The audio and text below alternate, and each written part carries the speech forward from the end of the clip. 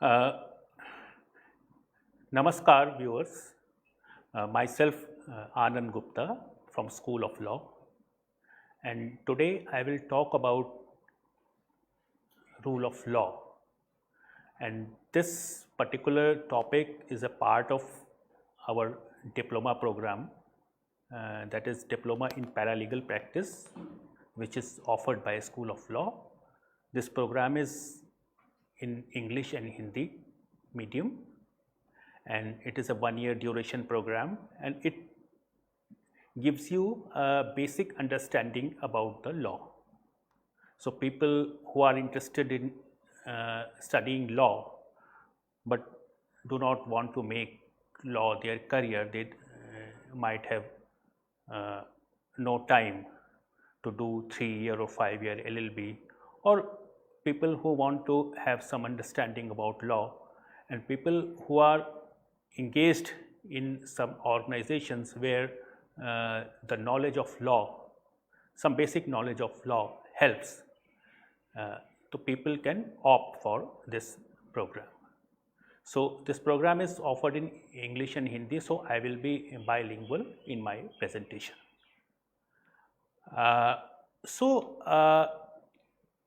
Rule of law, if I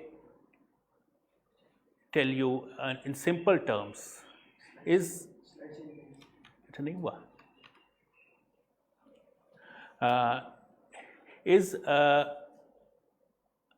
you can say a rule of law. नहीं हुआ क्या? Rule of law and not of man. तो इसमें English theorist हुआ है एडवर्ड कोक.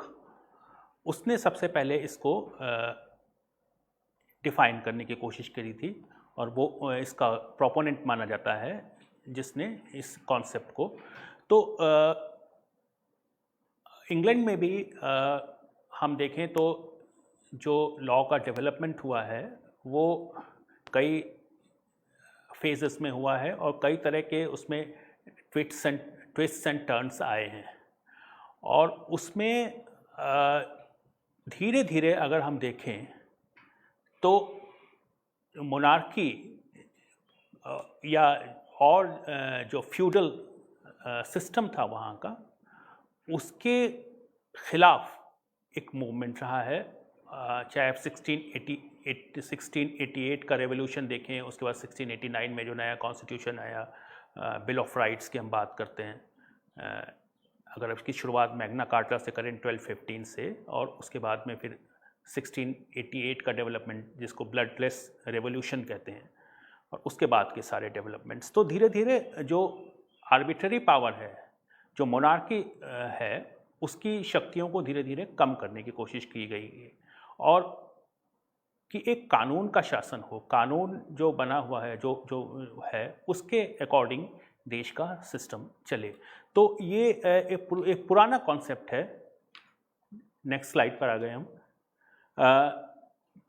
तो इसमें अगर हम देखें तो ग्रीस में भी और हमारे यहाँ भी उपनिषदों में भी इसके बारे में बात की गई है. ग्रीस में जो प्लेटो एक फिलोसोफर हुआ है, उसका मानना था कि अगर कोई लॉ ऐसा है जो which is subservient to some other authorities, उसके ऊपर की कोई अथॉरिटी है, चाहे वो राजा हो या और कोई हो,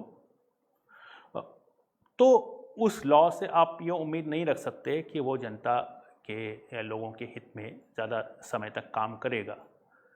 तो अगर लॉ मास्टर है और किंग स्लेव है, तो आप कुछ उम्मीद रख सकते हैं कि वो देश के लिए या समाज के लिए कुछ अच्छा करेगा. तो आर्बिट्ररी पावर, जो एक मनमानी शक्तियां राजा की हैं, उसको कम करने के लिए एक व्यू रहा है फिलोसोफर्स का शुरू से ही. हमारे यहाँ उपनिषदों में भी कहा गया है कि law is the king of king. कानून जो है वो राजा का भी राजा है, और राजा को भी देश के जो कानून है, उस राज्य का कानून है, उसको मानना चाहिए. अब इसमें अगर हम नेक्स्ट अगले स्लाइड पे देखें तो डाइसी एक अमेरिकन ज्यूरिस्ट, ब्रिटिश ज्यूरिस्ट हुआ है, उसकी एक किताब है लॉ एंड द कॉन्स्टिट्यूशन जो 1885 में आई। उसमें उसने रूल ऑफ लॉ को एक तरह से डिफाइन करने की या उसके जो कंपोनेंट्स हैं क्या क्या होने चाहिए उसके बारे में बात करी है कि क्या क्या कंपोनेंट्स हैं। तो सबसे पहला कंपोनेंट्स है एब्सेंस ऑफ आर्बिट्रेरी पावर, तो मनमानी शक्तियों का न होना किसी राज्य में, किसी राज्य के अधिकारियों में या राजा में, इक्वलिटी बिफोर लॉ, कानून के समानता, और सुप्रीमेसी ऑफ लॉ। ये तीन बातें उस डाइसी ने अपनी थीसिस में, जो अपनी किताब है लॉ एंड द कॉन्स्टिट्यूशन जो 1885 में छपी थी, उसमें उसने ये बात कही है। अब हम एक एक एस्पेक्ट को समझने की कोशिश करते हैं। नेक्स्ट अगली स्लाइड पर हम आ गए। तो तीसरा, पहला है एब्सेंस ऑफ आर्बिट्रेरी पावर। इसको अगर हम सिंपल तरीके से समझें, जो कि जैसा कि आप स्क्रीन पर देख पा रहे होंगे कि कोई भी जो गवर्नमेंट ऑफिशियल है या गवर्नमेंट है, उसको कोई मनमाने तरीके से कोई भी डिसीजन लेने का उसको अधिकार नहीं है। There should be some law which authorizes officials to do a particular job। जैसे कोई मनमाने तरीके से किसी पर भी कोई फाइन लगा दे, कोई पेनल्टी लगा दे, कोई किसी को सज़ा दे दे, कोई अपनी तरफ से कोई भी रूल बना ले, तो वो इसमें वो डाइसी का ये मानना था कि इस तरह की पावर नहीं होनी चाहिए। और डाइसी जो है वो कहता था कि डिस्क्रिशनरी पावर्स जो अथॉरिटीज़ को दी जाती हैं, that is antithesis to the rule of law, वो रूल ऑफ लॉ के खिलाफ है। अब यहाँ पे थोड़ा सा समझने की बात है कि जहाँ हम डिस्क्रिशनरी पावर की बात करते हैं तो इसमें दो तरह की चीज़ों को बैलेंस करने की बात होती है। जैसे एक तरफ तो हम कहें कि डिस्क्रिशनरी पावर्स नहीं होनी चाहिए, एक लॉ हो उसके अकॉर्डिंग ही, कोई रूल बना हो उसके अकॉर्डिंग ही, कोई भी अगर किसी को पेनल्टी इम्पोज करनी है तो कोई लॉ है उसका कि इतनी पेनल्टी इम्पोज, कोई मोटर कोई ट्रैफिक रूल का वायलेशन करता है या कोई टैक्स इवेजन करता है तो उसके लिए कानून है कि अगर आप इस तरह की एक्टिविटी करेंगे तो उसके लिए ये पनिशमेंट है। लेकिन यहाँ पे हम ये भी हमें समझना है कि लॉ जो है हर चीज़ को इन एडवांस तय नहीं कर सकता। फ्यूचर में कैसी कैसी सिचुएशंस आएंगी हर चीज़ को फोर्सी नहीं कर सकता। और कई बार ऐसा भी होता है कि आपको देखिए, लॉ एक कोई, हाँ, हम ह्यूमन बीइंग के साथ डील कर रहे हैं, हम मशीन्स के साथ नहीं डील कर रहे हैं। तो ह्यूमन जो वेरिएशंस हैं ह्यूमन नेचर में, ह्यूमन सिचुएशंस में, उसमें कई बार बहुत ज़्यादा होते हैं और हर चीज़ को पहले से लॉ में कि हर सिचुएशन को पहले से फोर्स करने के लिए कि ऐसा होगा तो फिर इस तरह का प्रोविजन अप्लाई होगा, वो पॉसिबल नहीं होता। तो एडमिनिस्ट्रेटिव अथॉरिटीज़ को डिस्क्रिशन होता है, कोर्ट्स को भी होता है, डिस्क्रिशनरी पावर्स होती हैं। कई रेमेडीज़ हैं, आप जानते हैं कि रिट की जो रेमेडी है वो डिस्क्रिशनरी रेमेडी मानी जाती है। इस तरह से एडमिनिस्ट्रेटिव अथॉरिटीज़ को भी बहुत सारे डिस्क्रिशंस होते हैं कि पब्लिक इंटरेस्ट में वो डिसीजन ले सकते हैं और कई बार उसके लिए कोई लॉ एज सच नहीं होता है। लेकिन यहाँ पे मैं ये पॉइंट आउट करना चाहूँगा कि सुप्रीम कोर्ट ने अपने कई फैसलों में ये कहा है कि डिस्क्रिशन तो हो सकता है लेकिन अनफेटर्ड डिस्क्रिशन, ऐसा डिस्क्रिशन जिस पे किसी तरह की कोई बंदिश ना हो, कोई अंकुश ना हो, that type of discretion is not permissible. So there should be some guiding principle behind the exercise of discretion, and law should provide some guidelines or some principles or some benchmarks which guide the discretion of the authority. अगली slide पे अगर हम आए तो equality before law. तो rule of equality before law का यहाँ पे मतलब है कि चाहे प्राइम मिनिस्टर हो या एक ऑर्डिनरी सिटीजन हो, जो डाइसी ने जो एग्जांपल यहाँ पर दिया था, उसको वो ऑर्डिनरी लॉ उसके ऊपर अप्लाई होगा, ऑर्डिनरी कोर्ट्स में उसका ट्रायल होगा। जस्ट बिकॉज कि कोई एक पर्टिकुलर स्टेटस होल्ड करता है सोसाइटी में, तो उसका कोई विशेष प्रिविलेज उसको नहीं होगा। तो चाहे वो एक कॉमन मैन हो, चाहे वो किंग हो, जैसे इंग्लैंड की अगर हम बात करें, या आज के टाइम में कोई भी हायर अथॉरिटी हो या एक ऑर्डिनरी सिटीज़न हो, एक उसको एक तरह का ही पनिशमेंट या सॉरी एक तरह का ही उसके ऊपर लॉ अप्लाई करेगा, चाहे वो किसी भी, चाहे कॉन्ट्रैक्ट से रिलेटेड लॉ हो, प्रॉपर्टी से रिलेटेड लॉ हो, उनके जो राइट्स और ऑब्लिगेशंस हैं वो एक तरीके के होंगे। अब यहाँ पे भी हम देखें तो लॉ ये कहता है, जो डाइसी का भी जो मानना था, और हम आगे चल के देखेंगे कि हमारे कॉन्स्टिट्यूशन में भी जो जिस तरह की चीज़ें हैं कि equal should be treated equally, unequals को आप इक्वल ट्रीट नहीं कर सकते। तो अगर जैसे मान लीजिए एक लॉ ऐसा बनता है कि जो ज़्यादा कमाते हैं उनके ऊपर ज़्यादा टैक्स लगे, और जो people who earn less may be exempted totally from paying tax. तो this kind of discretion is permissible because there is a genuine ground to distinguish between the two classes, and these two constitute a different classes, and for different classes different legislations can be passed. तो इस rider के साथ में एक सामान्य तौर पे ये होगा, ये माना जाता है कि कोई भी जो है अथॉरिटी है उसके ऊपर कोई भी व्यक्ति हो, उसके ऊपर एक तरह का कानून ही लागू होगा। अगर हम अगले स्लाइड पर आएँ तो सुप्रीमेसी ऑफ लॉ, तो इसका जनरल प्रिंसिपल है ये हमारे देश का भी और ब्रिटिश कॉन्स्टिट्यूशन का भी, कि लॉ इज सुप्रीम है।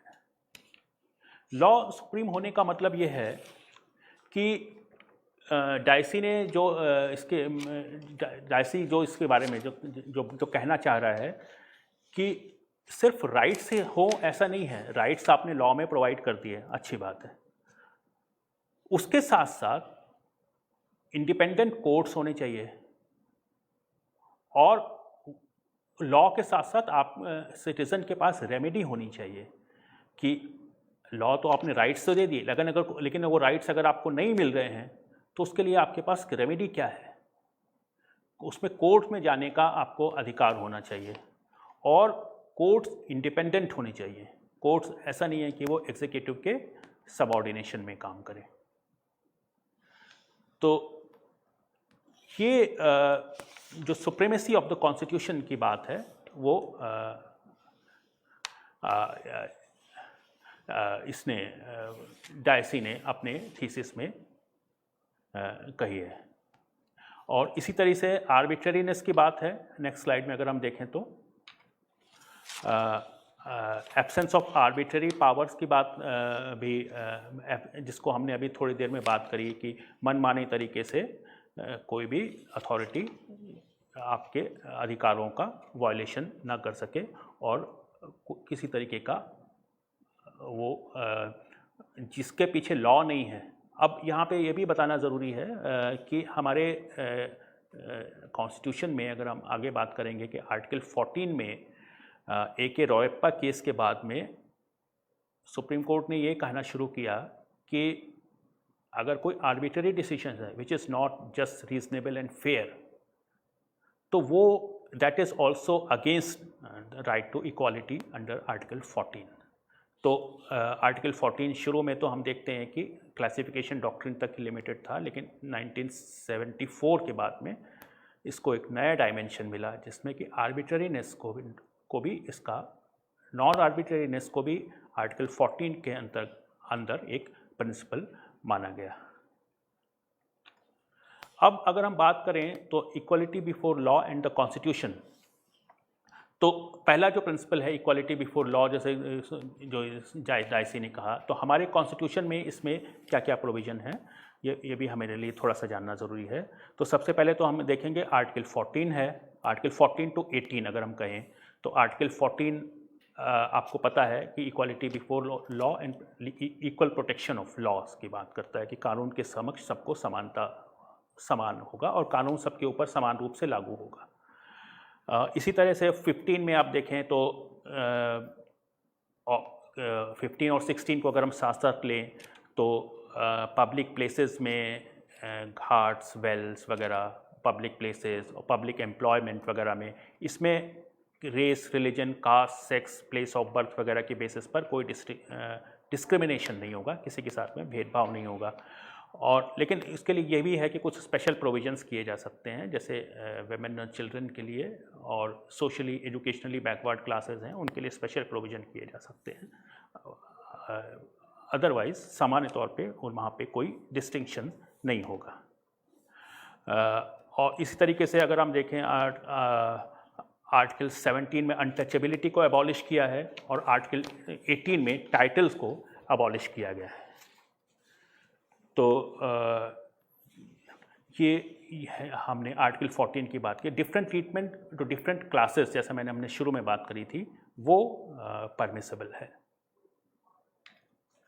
अब इसी तरह से अगर हम अगली स्लाइड पर आएँ तो सुप्रीमेसी ऑफ द लॉ में अगर हम बात करें तो इसमें सबसे इम्पॉर्टेंट जो प्रोविज़न है हमारे कॉन्स्टिट्यूशन में वो आर्टिकल 13 है, जो कहता है कि कोई भी लॉ हो, चाहे वो कॉन्स्टिट्यूशन बनने के बाद में आया हो या उसके पहले का हो, that law should be in conformity with part 3 of the Constitution, and that is it should not be inconsistent. There should not be any inconsistency between the law and the fundamental rights.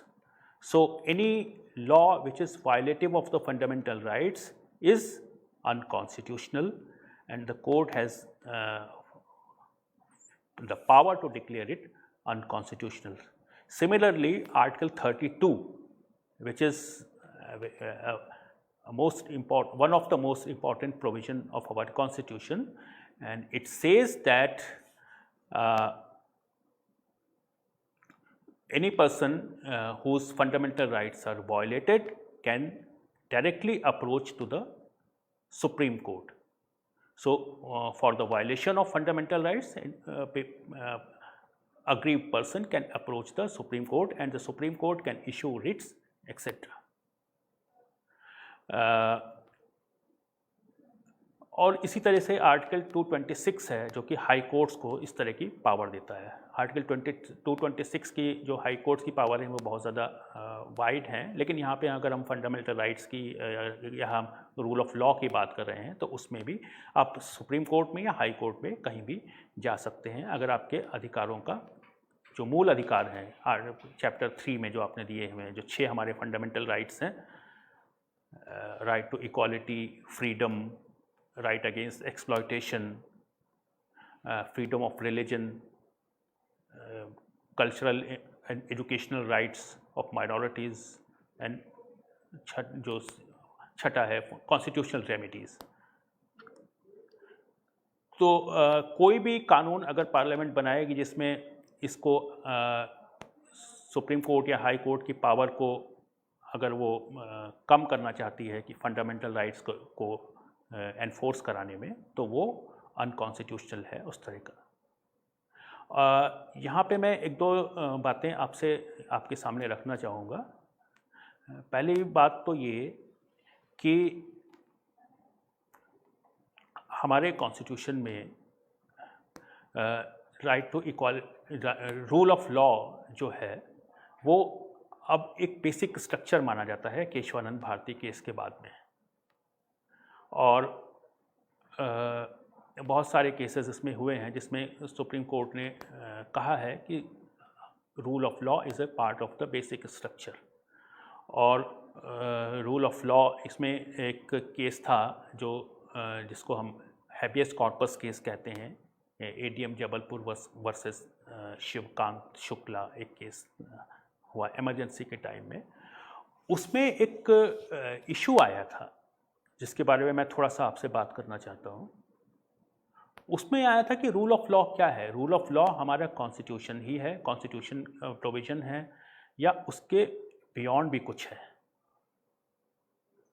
तो उसमें जो majority judgement था उसमें कहा था कि हमारा जो कॉन्स्टिट्यूशन है वही रूल ऑफ लॉ है, उसके पहले या उसके बाद कोई भी चीज़ है अगर उसके बाहर की तो वो रूल ऑफ लॉ नहीं हो सकता। तो जो कॉन्स्टिट्यूशन में आर्टिकल जैसे लिबर्टी की वहाँ पे बात थी 21 की, freedom of right to life and personal liberty, तो राइट टू लाइफ और पर्सनल लिबर्टी का जो लॉ है वो आर्टिकल 21 में ही है। और अगर 21 सस्पेंड हो गया तो वो आपका राइट भी सस्पेंड हो गया।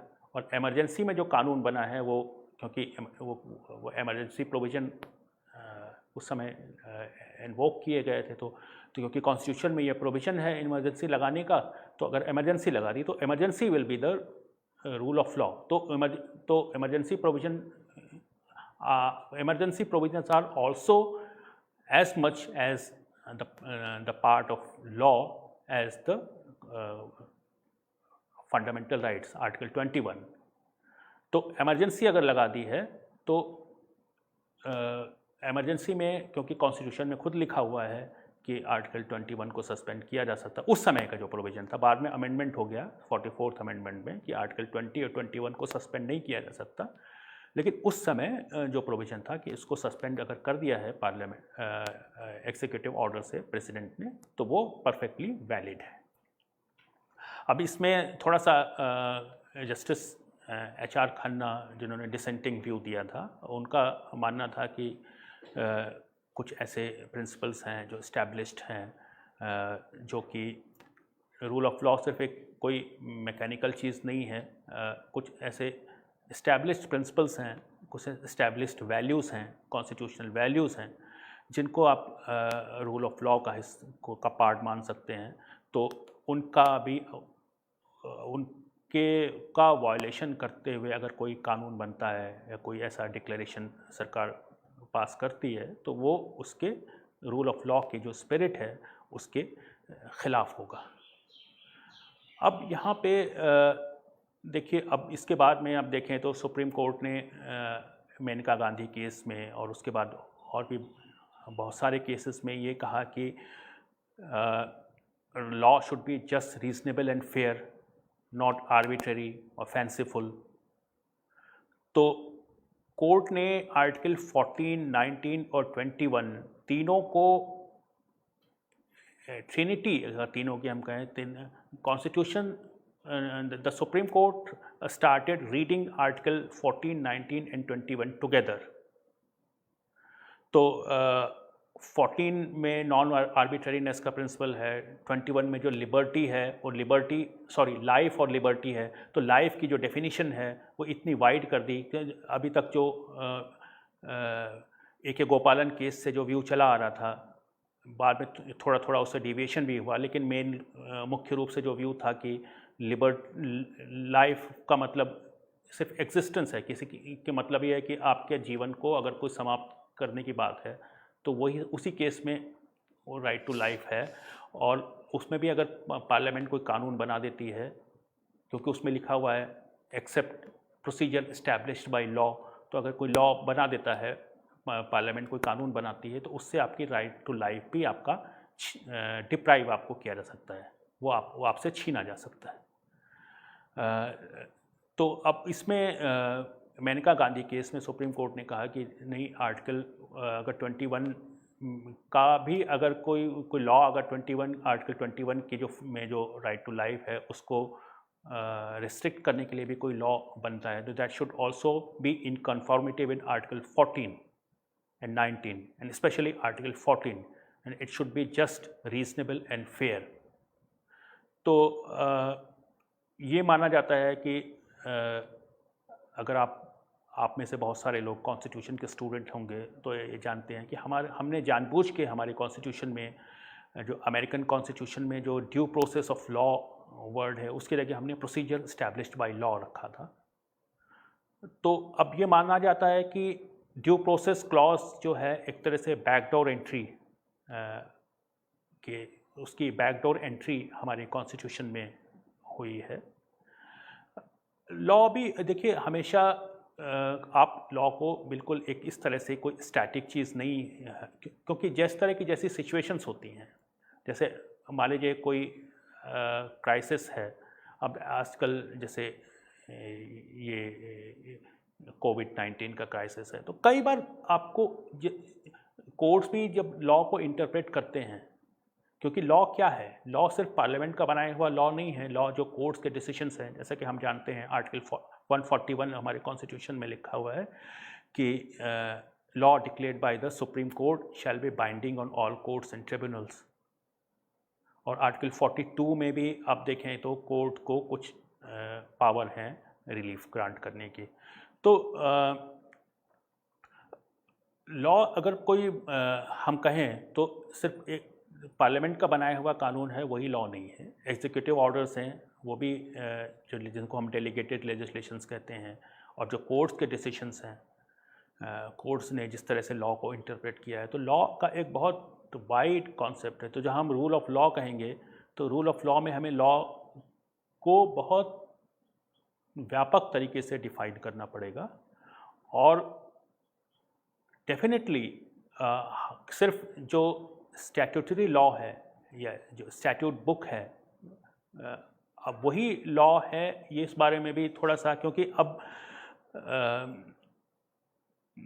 ये माना गया कि कुछ ऐसे प्रिंसिपल्स हैं, जैसे बेसिक स्ट्रक्चर की बात है, कहीं पे कॉन्स्टिट्यूशन में नहीं लिखा है बेसिक स्ट्रक्चर के बारे में, लेकिन जब ज़रूरत पड़ी तो कि भाई अमेंडमेंट उतने उस तरह से ना हो कि कॉन्स्टिट्यूशन के साथ में कोई बहुत ज़्यादा छेड़छाड़ हो जाए, तो सुप्रीम कोर्ट ने एक बेसिक स्ट्रक्चर की डॉक्ट्रिन इवॉल्व करी।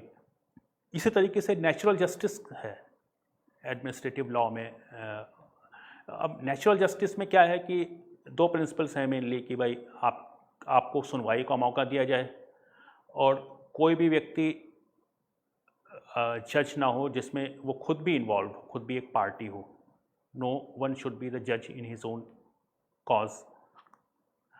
तो अब ये ऐसे प्रिंसिपल्स हैं कि सुप्रीम कोर्ट ने, जैसे मेनका गांधी केस में ये कहा था कि these natural justice principles are implicit in any administrative order or any law which deprives a person of its rights। तो कुछ ऐसे established principles हैं जो हमारे लॉ का हिस्सा बन चुके हैं, वो चाहे कोर्ट्स के डिसीजंस के थ्रू ही आए हैं मेनली, तो उनको भी हमें जानना पड़ेगा जब हम रूल ऑफ लॉ की बात करें कि अगर हम कोई ऐसा कानून है या कोई ऐसा एग्जीक्यूटिव ऑर्डर है तो वो उन जो एस्टैब्लिश्ड प्रिंसिपल्स हैं उसको भी वायलेट करता हुआ नहीं होना चाहिए। तो आज हमने मुख्य रूप से बात करी थी रूल ऑफ लॉ के बारे में। तो if you have any questions you can post your queries to our Facebook page and we will be happy to answer. Thank you very much.